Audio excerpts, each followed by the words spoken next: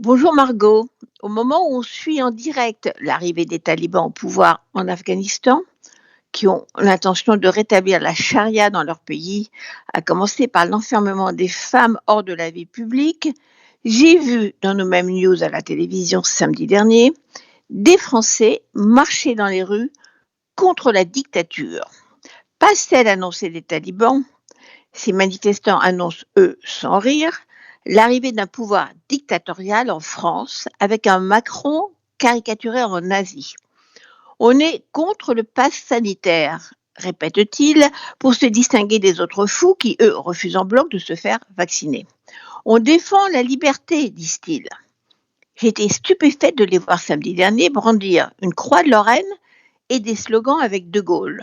Oui, ils sont les nouveaux résistants, disent-ils encore. Ils résistent, mais contre quel occupant, quel ennemi? Le vaccin, c'est l'ennemi?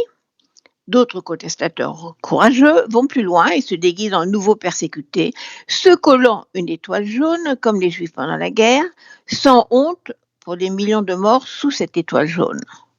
Avec ignorance ou cynisme, ces manifestants reprennent l'histoire de la dernière guerre mondiale pour la tordre dans tous les sens, avec des déclarations du genre, je cite, maintenant, ils nous demandent un laissez-passer comme pendant la guerre pour aller au restaurant ou à l'hôpital.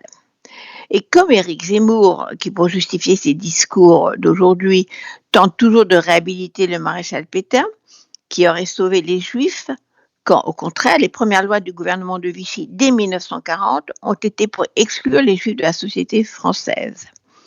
De Gaulle, la résistance, les Juifs qu'on utilise pour défendre la liberté de circuler sans passe sanitaire.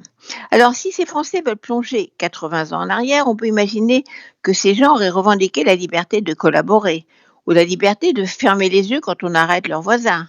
Enfin, la liberté de faire ce qu'il vous plaît. Aujourd'hui, ils réclament la liberté de contaminer, qui serait pour ces Français une liberté fondamentale. La liberté d'aller au resto ou au ciné sans être vacciné, c'est donc la liberté de tomber malade et d'encombrer les lits de réanimation, et surtout la liberté de contaminer vos voisins de table ou de train.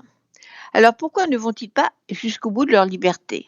On prend souvent l'exemple du permis de conduire, alors qu'ils manifestent pour la liberté de circuler sans permis administratif autoritaire, et aussi contre cette horrible limite de vitesse liberticide pour la liberté de tuer quelqu'un sur une route nationale.